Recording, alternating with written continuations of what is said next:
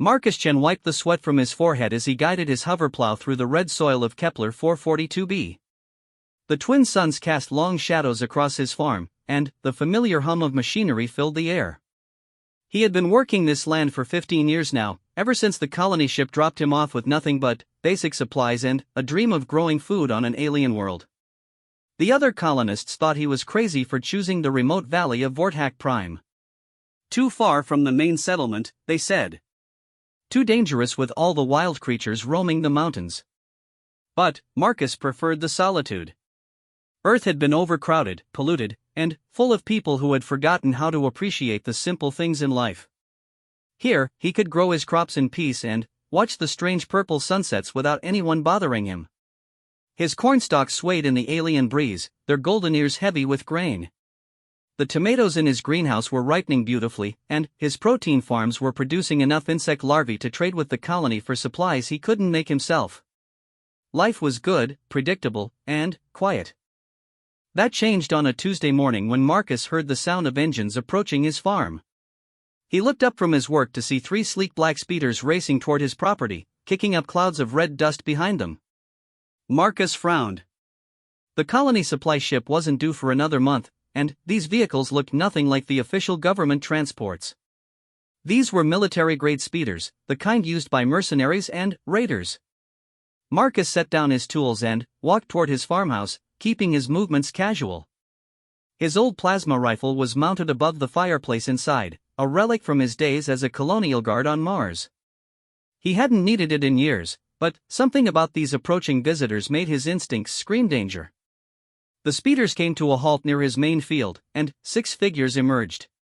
They wore mismatched armor and carried heavy weapons, definitely not official colony personnel.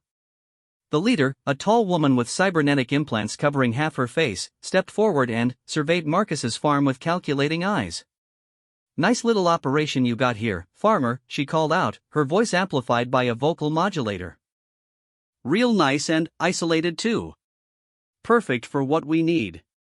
Marcus kept his hands visible and his voice steady. "Can I help you folks with something? If you're looking for supplies, I trade with the colony regularly. Might have some extra rations if you need them."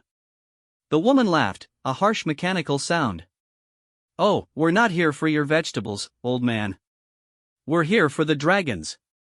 Marcus felt his blood run cold. Dragons. He had heard rumors from other farmers about creatures living in the mountains, but he had never seen any himself. Large reptilian beings with wings and the ability to breathe fire, according to the stories. The colonial government had issued warnings about them, claiming they were dangerous and should be reported immediately if spotted. "I don't know anything about dragons," Marcus said truthfully. "Haven't seen any around here." "That's funny," said one of the other raiders, a thin man with scars covering his arms. "Because our sensors picked up 2 young ones hiding somewhere in this valley. Albino ones too, which makes them worth about 50 times more than the regular kind." The leader stepped closer, her cybernetic eye glowing red as it focused on Marcus. "See, there's a collector on Proxima Station who pays very good money for rare specimens."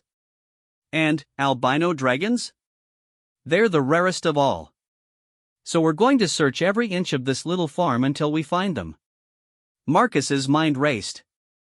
If there really were young dragons hiding somewhere on his property, these raiders would tear his farm apart looking for them. 15 years of work, destroyed by greed. But, more than that, the way they talked about the dragons like merchandise made his stomach turn. Whatever these creatures were, they didn't deserve to be captured and sold like exotic pets. "Well," Marcus said, forcing a smile, "you're welcome to look around. But I think you might be wasting your time. These sensors of yours might have picked up some of the local wildlife instead. We've got plenty of lizards and flying creatures around here." The leader gestured to her team. "Spread out. Full spectrum scan. And, farmer?" She turned back to Marcus. "Don't get any heroic ideas. We've killed plenty of colonists who got in our way." As the raiders began their search, Marcus retreated to his farmhouse. His hands shook slightly as he reached for his plasma rifle, checking the charge level. It was fully powered, enough for maybe 20 shots. Against 6 heavily armed mercenaries, it wouldn't be much help, but it was better than nothing. Through his kitchen window, he watched the raiders use portable scanners to sweep his fields. They moved methodically, like professionals who had done this many times before. Whatever they were looking for, they clearly believed it was here. Then, Marcus heard it. A sound so faint he almost missed it over the hum of the raiders' equipment. A soft whimpering coming from somewhere below his house. He had lived here for 15 years and knew every sound his property made. This was something new, something alive and frightened. He quietly made his way to his root cellar, an underground storage space where he kept his preserved foods during the harsh winter months. The whimpering grew louder as he descended the wooden steps. In the far corner, behind stacks of sealed containers, he found them. 2 small dragons, each about the size of a large dog, huddled together in the darkness. Their scales were pure white, almost translucent in the dim light from Marcus's flashlight. Their eyes were the palest blue he had ever seen, like chips of ice. One of them had an injured wing, folded awkwardly against its body. The other kept nudging its companion, making soft chirping sounds. The injured dragon looked up at Marcus with those incredible blue eyes, and he saw something there that took his breath away. Intelligence. Not the simple awareness of a wild animal, but real understanding. The creature was evaluating him, trying to decide if he was a threat or potential ally. "Well, I'll be damned," Marcus whispered. "You two are the reason for all this trouble, aren't you?" The uninjured dragon moved protectively in front of its companion, small wings spread wide in a defensive posture. Despite being no bigger than a medium-sized dog, it was trying to protect its friend. Marcus felt something stir in his chest, an emotion he hadn't experienced in years of solitary farming. Above them, he could hear the raiders shouting to each other, their search growing more intense. It wouldn't be long before they decided to search the farmhouse itself. Marcus had maybe 10 minutes to figure out what to do. He studied the 2 dragons more carefully.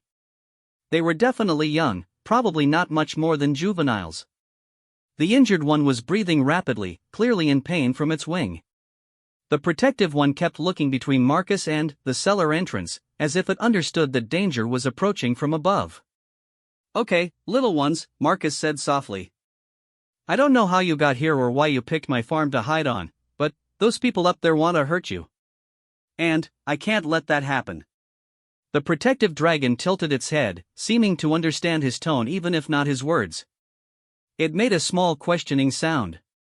Marcus had always been good with animals. Growing up on his family's farm back on Earth, he had raised everything from chickens to cattle. But these weren't ordinary animals. These were intelligent beings, scared and vulnerable, who had somehow ended up in his care. The sound of boots on his front porch told him time was up. The raiders were about to search his house. "Stay quiet," he whispered to the dragons, then climbed back up to face whatever was coming. The leader and 2 of her team members were already inside when Marcus emerged from the cellar. They were methodically searching his living room, overturning furniture and scanning behind walls. "Find anything interesting down there, farmer?" the leader asked, noticing his emergence from below. "Just checking my food stores," Marcus replied. Wanted to make sure nothing got disturbed. The scarred man looked up from examining Marcus's bookshelf. "Boss, this whole place is clean." "Maybe the scanner malfunctioned?" "Scanner doesn't malfunction," the leader snapped. "Those dragons are here somewhere. Check the barn, check the greenhouse, check every building on this property." As the raiders continued their search, Marcus realized he was running out of options. They weren't going to give up easily, and eventually they would search the cellar thoroughly enough to find the dragons. He needed a distraction, something to make them believe their information was wrong. An idea began to form in his mind. It was risky, probably suicidal, but it might work.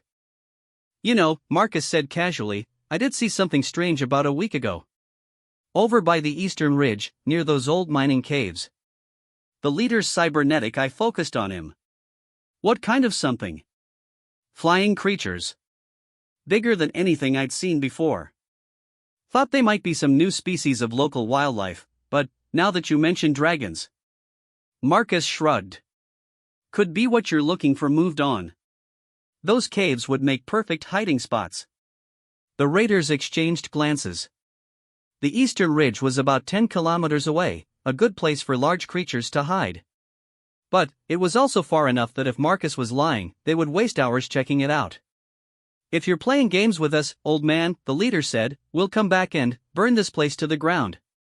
"No games," Marcus said. "Just trying to be helpful. You find what you're looking for, you leave my farm alone. Seems like a fair deal." The leader studied him for a long moment, then nodded to her team. "Pack it up. We check the caves first, then come back here if we don't find anything." As the raiders prepared to leave, Marcus felt a mixture of relief and terror. He had bought some time, but if they didn't find anything at the caves, they would return even more suspicious and aggressive than before. He would need to use every minute wisely. The speeders roared away in a cloud of dust, heading toward the eastern ridge. Marcus waited until they were completely out of sight before returning to the cellar. The two dragons were exactly where he had left them, huddled together in the darkness. The injured one was breathing more labored now, and Marcus could see that its wing was worse than he had first thought.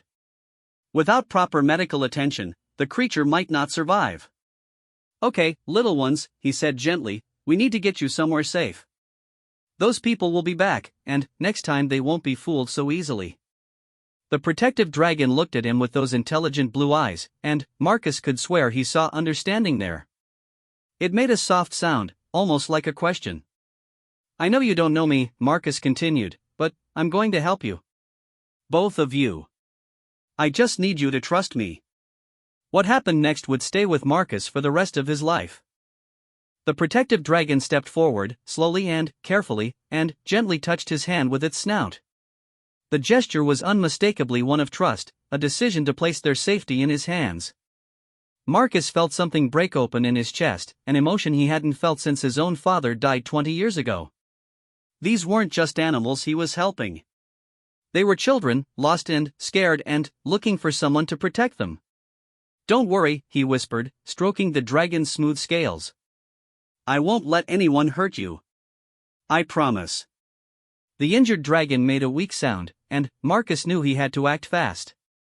He had medical supplies in his barn, tools designed for treating livestock that might work on a dragon. But first, he needed to move them somewhere the raiders would never think to look. His old irrigation tunnels. Built into the hillside behind his farm, they had been his first major project on Kepler 442b. A network of underground waterways that brought mountain spring water to his crops. They were too narrow for adult humans to navigate easily, but perfect for small dragons to hide in. "Can you walk?" he asked the injured one. It struggled to its feet, favoring the damaged wing but managing to stay upright. The protective dragon immediately moved to support its companion, and Marcus felt his heart break a little at the display of loyalty. Carefully, slowly, he led them through his farmhouse and out the back door. The twin suns were setting, casting the valley in shades of orange and purple. In the distance, he could see the lights of the raiders' speeders searching the eastern caves. The entrance to his irrigation system was hidden behind a carefully cultivated patch of native plants. Marcus had designed it to be invisible from the air, a security measure he had installed after hearing stories about water thieves in other colonies. "This way," he said, pulling aside the camouflaged covering. "It's going to be a tight fit, but you'll be safe in here." The tunnel was about 4 feet high and 3 feet wide, just large enough for the dragons to move through comfortably. Marcus had to crawl, but the dragons could walk upright. He led them about 50 meters into the tunnel system, to a junction point where several waterways met. Here, there was a small chamber he had carved out for maintenance equipment. "This will do," he said, setting up a battery-powered light. "You'll have fresh water from the streams, and I can bring you food without anyone seeing me." The protective dragon explored the chamber carefully, checking every corner and testing the water. Satisfied that it was safe, it helped its injured companion settle onto a pile of old blankets Marcus kept for emergencies. "Now," Marcus said, pulling his veterinary kit from his bag, "let me take a look at that wing." The injured dragon flinched as he approached, but its companion made a soft, reassuring sound. Slowly, carefully, Marcus examined the damaged wing. It was definitely broken, but not severely. With proper splinting and time to heal, it should recover completely. This might hurt a little, he warned, then began the delicate process of setting and splinting the wing. The dragon whimpered but didn't pull away, seeming to understand that he was trying to help. As he worked, Marcus found himself talking to them. You know, I've been alone on this farm for 15 years. Never thought I'd end up playing doctor to a couple of dragons. Life has a funny way of surprising you. The protective dragon watched his every move with those incredible blue eyes. When Marcus finished with the splint, it approached carefully and sniffed his hands, learning his scent. I don't even know what to call you two, Marcus mused. You need names if you're going to be staying around here. The protective dragon made a soft sound, almost like a purr. The injured one managed a weak chirp from its nest of blankets. How about Snow and Sky? Marcus suggested, looking at their pale scales and blue eyes. Snow for you, he said to the injured one, because you're quiet and gentle. And Sky for you, he turned to the protective one, because you keep watching over everything like you're guarding the heavens themselves. Sky tilted its head, considering the name, then made what sounded suspiciously like an approving sound. Snow managed a small chirp that Marcus chose to interpret as agreement. Well then, Snow and Sky it is. Marcus packed up his medical supplies. I need to get back to the house before those raiders return. But I'll be back in a few hours with food and more blankets. As he prepared to leave, Sky caught his attention with a gentle nudge. The dragon looked at him for a long moment, then did something that made Marcus's breath catch in his throat. Sky bowed its head in a gesture of unmistakable gratitude and respect. Marcus reached out and gently stroked the dragon's scales. You're welcome, little one. Both of you. We're family now, I guess. And families look out for each other. He made his way back through the tunnel, his mind already working on plans for keeping the dragon safe and hidden. The raiders would return soon, and he needed to be ready for them. But, for the first time in 15 years of solitary farming, Marcus Chen didn't feel alone. He had a family to protect now, even if it was the strangest family anyone could imagine. A middle-aged human farmer and 2 albino dragons, brought together by chance and bound by choice. As he emerged from the tunnel and headed back to his farmhouse, Marcus could see the raiders' lights in the distance, still searching the caves. Let them search, he thought. They would never find what they were looking for, because Snow and Sky were under his protection now. And Marcus Chen had never failed to protect something he truly cared about. 3 weeks had passed since the raiders left empty-handed, and Marcus had settled into a new routine that he never could have imagined. Every morning before dawn, he would crawl through the irrigation tunnel with food and water for Snow and Sky.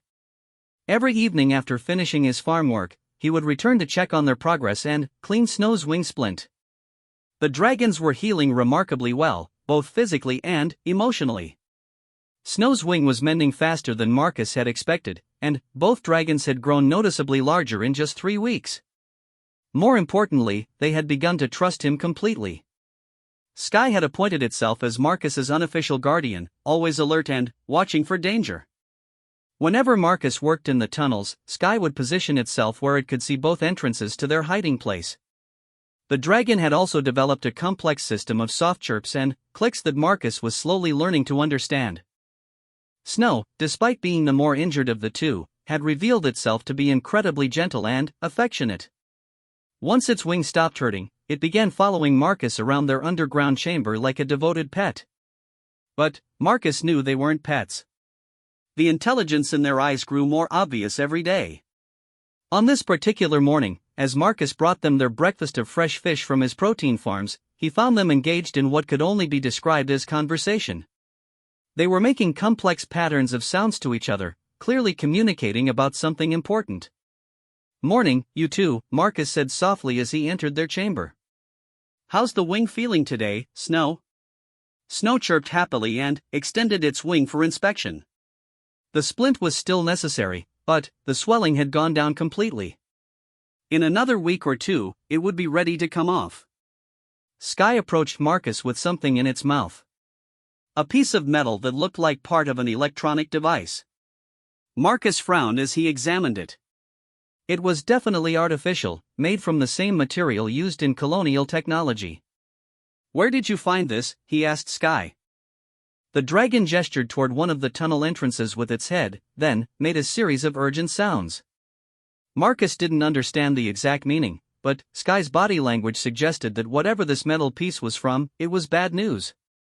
Marcus pocketed the metal fragment and continued with his morning routine of checking both dragons and refilling their water containers. But Sky's discovery troubled him.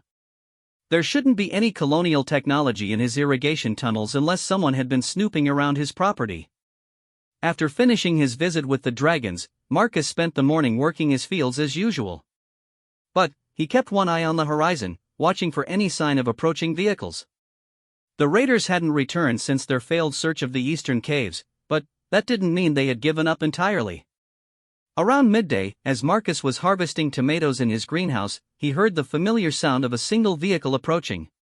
This time it wasn't a raider speeder, but an official colonial transport. Marcus wiped his hands on his work clothes and walked out to meet his visitor. The transport landed near his farmhouse, and a woman in colonial government uniform stepped out. She was tall and professional-looking, with short gray hair and intelligent brown eyes. Marcus recognized the insignia on her uniform as belonging to the Department of Xenological Affairs.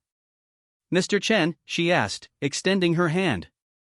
"I'm Director Sarah Martinez from the Colonial Xenobiology Division. I was hoping I could speak with you about some recent reports from this area." Marcus shook her hand, keeping his expression neutral. "Of course, Director. What kind of reports?" "We've had some concerning intelligence about illegal dragon hunters operating in this sector," Martinez explained. "A group of off-world mercenaries who specialize in capturing rare alien species for the black market trade." "That sounds serious," Marcus said. "But I'm not sure how I can help. I'm just a farmer." Martinez smiled. "Mr. Chen, your farm is the most remote human settlement in this entire region. If these hunters were operating anywhere nearby, you would be the most likely person to have encountered them." Marcus considered his words carefully. He trusted government officials about as much as he trusted raiders, which was to say not at all. But Director Martinez seemed different from the typical bureaucrats he had dealt with over the years. "As a matter of fact," he said slowly, "I did have some uninvited visitors about 3 weeks ago. 6 people in military-grade speeders, heavily armed. They claimed to be looking for dragons." Martinez's expression became very serious. "What exactly did they want?" "They said their sensors had detected 2 young albino dragons somewhere in my valley. Apparently, albino dragons are worth a lot of money to collectors." Marcus watched Martinez's face for her reaction. "They searched my property pretty thoroughly but didn't find anything." "Did they threaten you?" "They made it clear that interference wouldn't be appreciated," Marcus said diplomatically. "But they left peacefully when they didn't find what they were looking for." Martinez nodded and pulled out a portable scanner, similar to the ones the raiders had used. "Mr. Chen, I'm going to be completely honest with you. We believe that there are indeed 2 young dragons somewhere in this area. Our long-range sensors have detected them intermittently over the past month." Marcus felt his heart rate increase, but he kept his expression calm. "You think they're still around?" "We think they're hiding," Martinez said. "And, frankly, that's probably the smartest thing they could do. These hunters won't give up easily." She activated her scanner and began a slow sweep of the area around Marcus's farmhouse. The device beeped occasionally, but nothing that seemed to indicate the presence of dragons. "Mr. Chen," Martinez continued as she worked, "there's something you should know about dragons. They're not just intelligent animals. They're actually more intelligent than most people realize. Recent studies suggest they may be as intelligent as humans, possibly more so in some areas." This was news to Marcus, though it confirmed what he had suspected from his interactions with Snow and Sky. "Really? I thought they were just clever predators." "That's what we all thought until recently," Martinez explained. "But we've been studying them more carefully, and the evidence is overwhelming. They have complex languages, social structures, even what appears to be art and music." The problem is, most of the galaxy doesn't know this yet. What do you mean? Martinez stopped scanning and looked directly at Marcus. If it became widely known that dragons are a sentient species, capturing them would become a major interstellar crime. The punishment for trafficking sentient beings is life imprisonment. But, until that classification becomes official, they're still considered exotic animals under colonial law. Marcus began to understand the real scope of the problem. So these hunters are racing to capture as many as possible before the laws change. Exactly. And, albino dragons are particularly vulnerable because they're so rare and valuable. We estimate there are fewer than a dozen albino dragons in known space. The scanner in Martinez's hand suddenly began beeping more rapidly. She frowned and adjusted the settings, sweeping the device toward Marcus's irrigation system. That's interesting, she murmured. I'm getting some unusual readings from your water tunnels. Marcus felt sweat beading on his forehead despite the cool morning air. Probably just interference from the metal pipes and pumping equipment. Martinez didn't look convinced. Mr. Chen, may I take a look at your irrigation system? These readings suggest there might be something down there that shouldn't be. Before Marcus could answer, Sky's warning cry echoed faintly from somewhere underground. It was barely audible, but Marcus's trained ear caught it immediately. Martinez heard it too, and her eyes widened. Mr. Chen, she said softly, we need to talk. Marcus studied the director's face for a long moment, trying to read her intentions. Finally, he made a decision that would change everything. Yes, he said quietly, we do need to talk. But, not out here. He led Martinez toward his farmhouse, his mind racing through possible explanations and escape plans. But, as they reached his front porch, she surprised him by stopping and turning to face him with a gentle smile. Mr. Chen, I should probably mention that I have 2 daughters back on Earth. Both adopted. I know what it's like to protect children who need protection. The way she said it, with such quiet understanding, made Marcus realize that Director Martinez knew exactly what was going on. More importantly, she was offering to help rather than arrest him. How long have you known? He asked. Since about 5 minutes after I arrived, she admitted. My scanner picked up 2 dragon signatures immediately, but they were clearly hiding and clearly being cared for. When I heard that protective call just now, I knew for certain. Marcus felt a weight lifting off his shoulders that he hadn't even realized he was carrying. You're not here to take them away. I'm here to protect them, Martinez said firmly. And, to protect you, if you're willing to work with us. Us? The Colonial Xenobiology Division has been secretly working with a group called the Dragon Protection Alliance. We're trying to document dragon intelligence and get them officially classified as a sentient species. But we need evidence, and we need dragons who trust humans enough to participate in the research. Marcus considered this carefully. After 3 weeks of caring for Snow and Sky, the thought of anyone studying them made him protective. But, if it meant keeping them safe from hunters. What kind of research? He asked. Communication studies, mostly. Intelligence tests. Cultural documentation. Nothing invasive or harmful. And, the dragons would have complete veto power over any procedure they didn't want to participate in. Another cry came from underground, this time more urgent. Both Snow and Sky were calling for Marcus. They're worried about me, Marcus said. They've never heard unfamiliar voices near their hiding place before. Martinez nodded understandingly. Would you be willing to introduce me? I promise I'm not here to take them away from you. If anything, I'd like to help you create a more permanent arrangement. What do you mean? I mean making you their official guardian under colonial law. We've done it before with other dragon families. It would give you legal protection and them a secure home base. The idea was tempting, but Marcus had learned to be cautious about government promises. And, in return? You help us prove that dragons are sentient. You let us document Snow and Sky's development and intelligence. And, when the time comes, you testify before the Colonial Council about their capabilities. Marcus thought about Snow's gentle affection and Sky's protective intelligence. These weren't just animals he was hiding. They were individuals with personalities and emotions and thoughts of their own.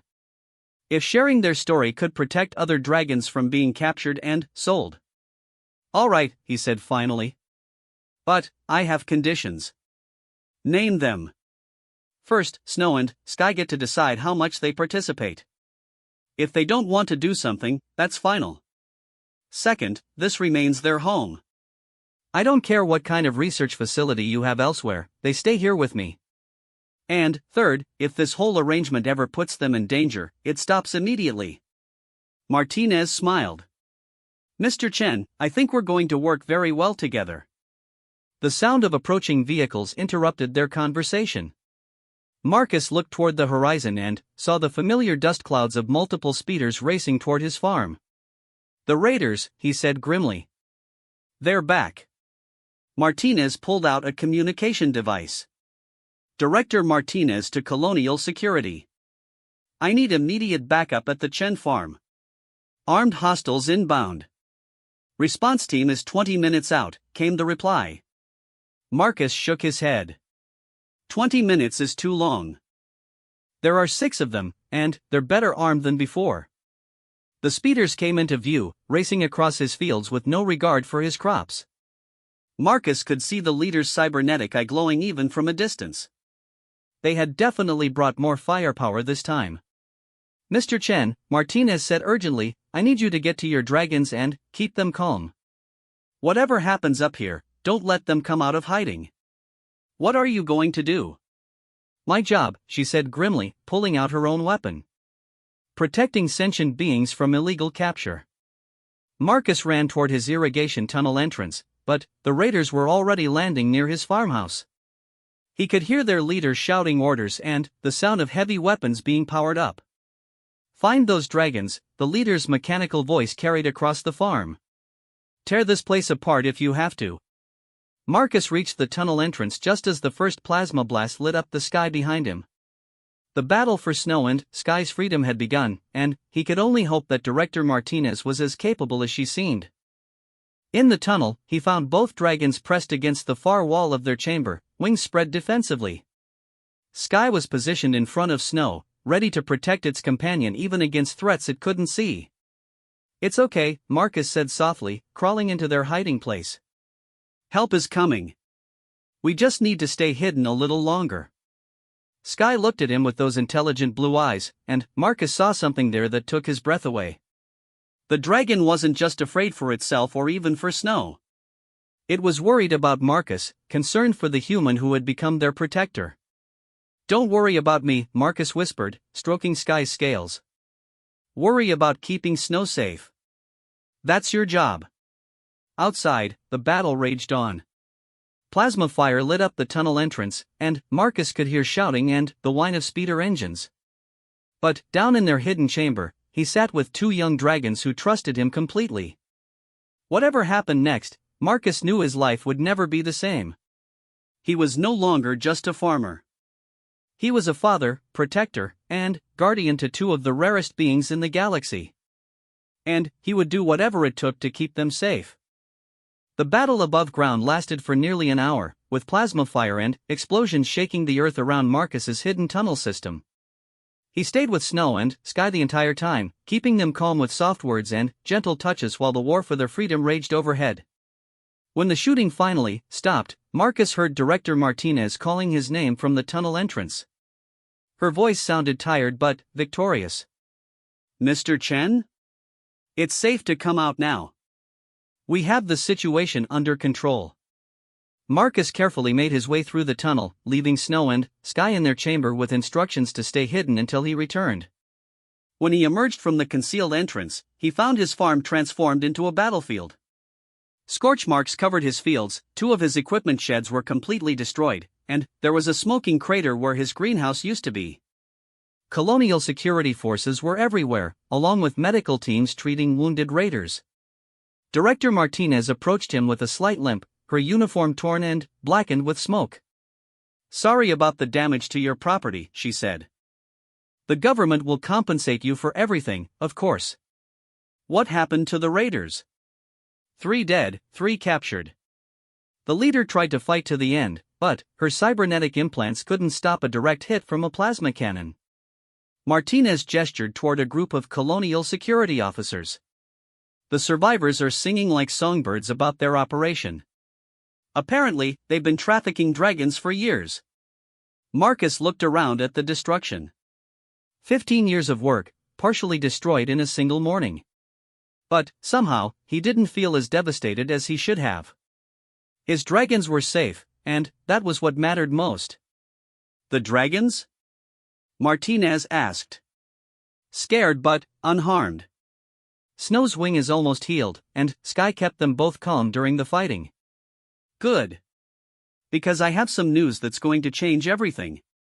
Martinez led him toward a temporary command post that had been set up near his farmhouse. Inside, a holographic display showed what appeared to be an official government document. As of this morning, Martinez explained, the Colonial Council has officially classified dragons as a sentient species.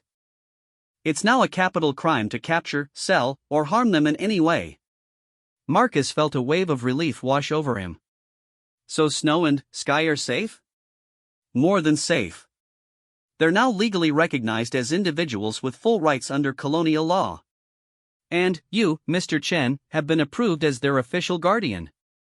She handed him a set of documents bearing the official seal of the colonial government. Congratulations. You're now the first human legally recognized as a dragon parent. Marcus stared at the papers, hardly believing what he was reading. Guardian rights, government protection, even a monthly stipend to help with care expenses. After weeks of hiding and worrying, Snow and Sky were finally free to live openly. There's more, Martinez continued. The Dragon Protection Alliance has been monitoring other dragon families across the galaxy. We've identified at least 40 young dragons who have been separated from their parents by hunters and raiders. Many of them are injured or traumatized. What does that have to do with us? We'd like to set up a rehabilitation center here, on your farm. A place where rescued dragons can recover and learn to trust humans again. You'd be the director, and Snow and Sky would be our first success story. Marcus looked out at his damaged property and tried to imagine it transformed into a dragon sanctuary. It was a big change from his quiet farming life, but somehow it felt right. What about my crops? You'd still be a farmer, Martinez assured him. Dragons are omnivores, and they need fresh vegetables as part of their diet. Your agricultural skills would be essential to the operation. Before Marcus could respond, he heard a familiar sound from the direction of his tunnel entrance. Sky's protective call, but not one of alarm. This was different, more curious than worried. I think they want to meet you, Marcus said to Martinez. But we'll need to be very careful. Sky is extremely protective, especially of Snow. They made their way to the tunnel entrance, where Marcus called softly to his dragons. Snow? Sky? It's safe to come out now. I have someone I'd like you to meet. The response was immediate.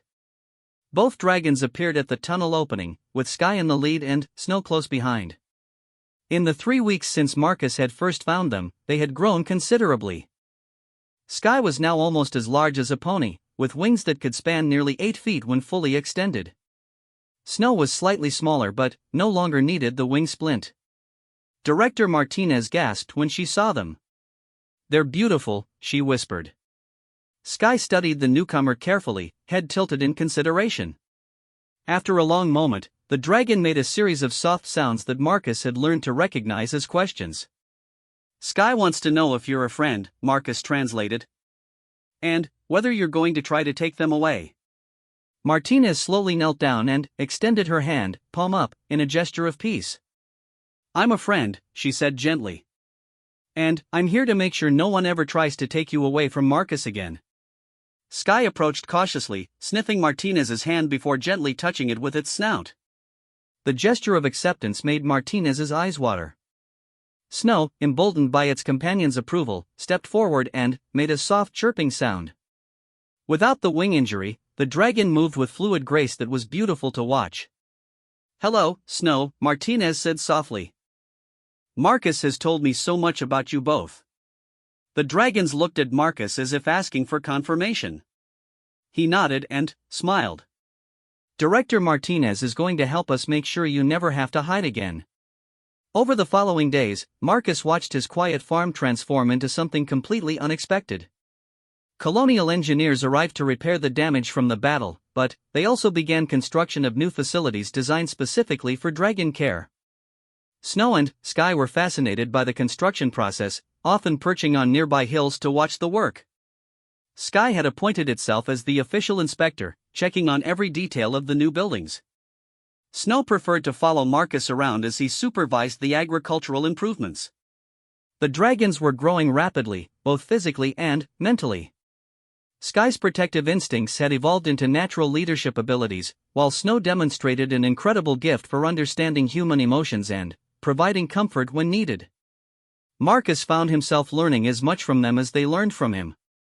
Dragons, he discovered, had an innate understanding of agriculture that surpassed even his own knowledge. They could sense which plants were healthy, which soil was properly balanced, and when crops were ready for harvest. More importantly, they had begun to develop what could only be described as their own personalities and preferences. Sky loved the challenge of organizing and protecting things, often rearranging objects in their living space according to some internal logic only it understood. Snow enjoyed music and would sit for hours listening to Marcus's old audio files, sometimes humming along in its own alien harmonics. 3 months after the battle with the raiders, the first group of rescued dragons arrived at what was now officially known as the Chan Dragon Rehabilitation Center. 6 young dragons, all traumatized by capture and imprisonment, all needing the kind of care and understanding that only someone like Marcus could provide. Snow and Sky immediately took on the role of mentors, helping the newcomers adjust to their new freedom. Sky organized sleeping arrangements and established patrol schedules to help the nervous dragons feel secure. Snow used its gentle nature to provide emotional support, often curling up with the most frightened refugees until they could sleep peacefully.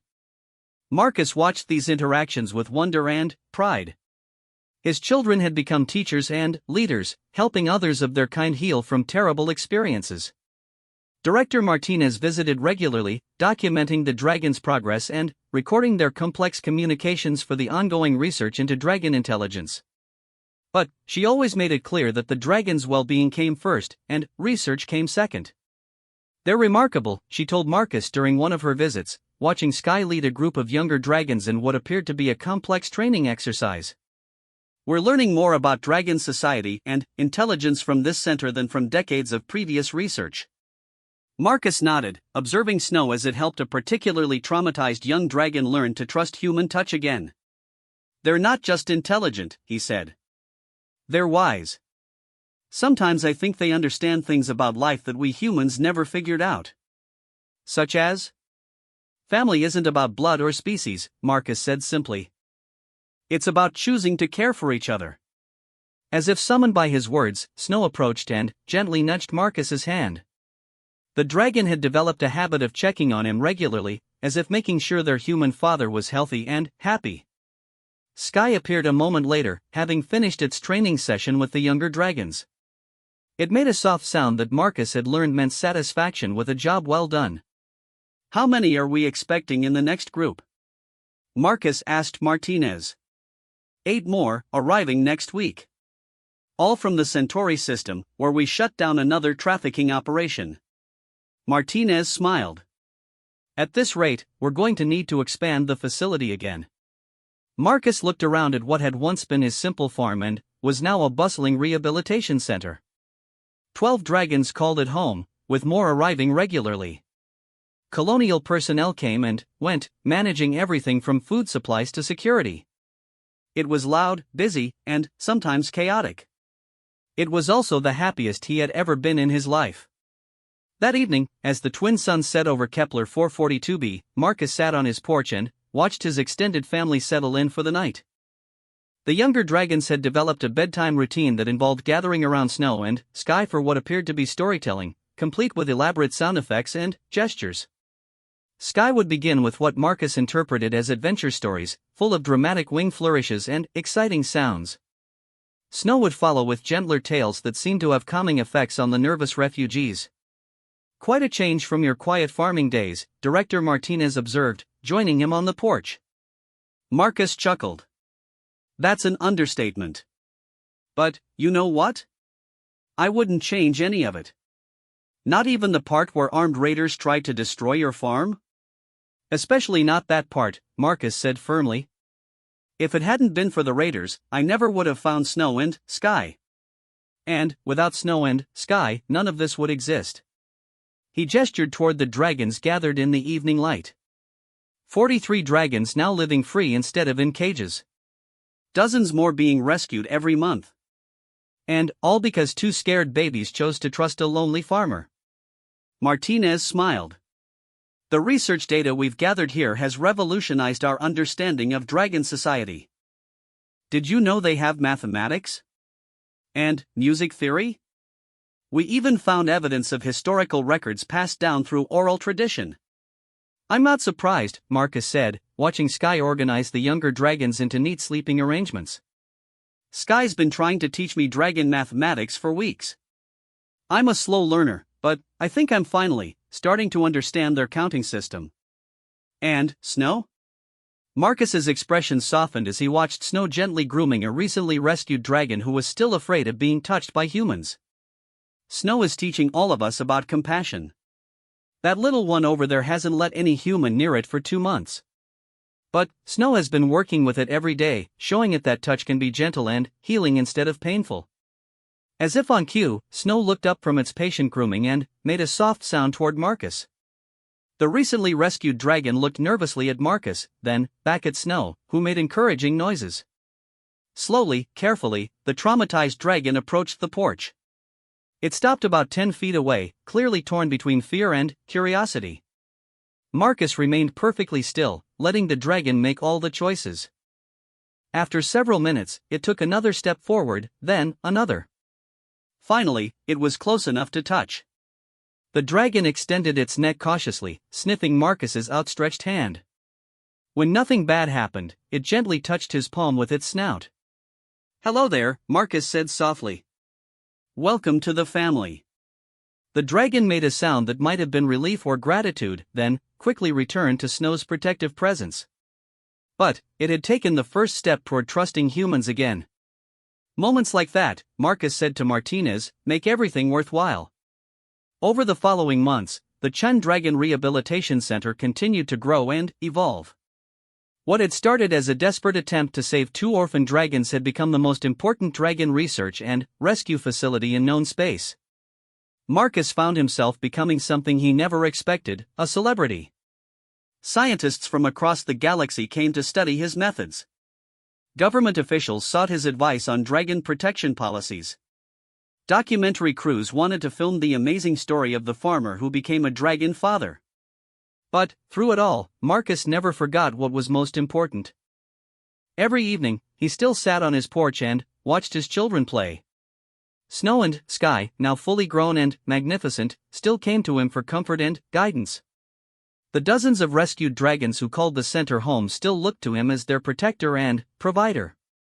"You know," he told Snow one evening as they walked through the gardens together, "I used to think I was just a farmer. Turns out I was wrong." Snow made a questioning sound. "I was always meant to be a father," Marcus continued. "I just had to wait 45 years to find my children." Sky appeared from the direction of the dragon dormitories, making a soft report that Marcus interpreted as all the little ones are asleep and safe. "Good work," Marcus said, scratching Sky behind the neck ridge. "You're an excellent big brother." Sky preened at the praise, then made a series of sounds that had become familiar over the past year. The dragon was asking about tomorrow's schedule, wanting to know if any new rescues were arriving or if there were special training sessions planned. 3 new arrivals tomorrow morning, Marcus told it. All very young, probably scared. "Think you and Snow are up for some heavy-duty mentoring?" Both dragons responded with sounds that Marcus had learned meant enthusiastic agreement. They took their roles as elder siblings very seriously. As the 3 of them headed inside for the night, Marcus reflected on the strange path that had brought them together. A simple farmer, 2 orphan dragons, and a chance encounter with raiders had somehow created something beautiful and important. The Chine Dragon Rehabilitation Center now housed over 60 dragons and had facilitated the rescue of hundreds more.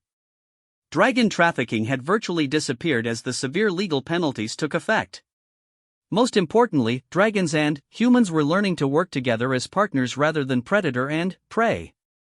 But, for Marcus, the statistics and policy changes weren't what mattered most. What mattered was the soft sound of dragon breathing from the next room as his children settled in for sleep. What mattered was Snow's gentle morning greeting and Sky's protective vigilance. What mattered was the family they had chosen to create together. He had come to Kepler 442b as a lonely farmer looking for peace and solitude. He had found something much better: purpose, love, and a family that happened to be the most unusual in the galaxy. As Marcus drifted off to sleep that night, he could hear Snow and Sky making soft conversation in the next room, probably planning tomorrow's activities with their usual methodical attention to detail. The sound was more comforting than any lullaby. Marcus Chan, dragon farmer and father, fell asleep with a smile on his face and the knowledge that tomorrow would bring new challenges and new opportunities to help more dragons find their way home. In the end, that was all any parent could ask for: the chance to give their children a safe place to grow and the freedom to become whatever they were meant to be.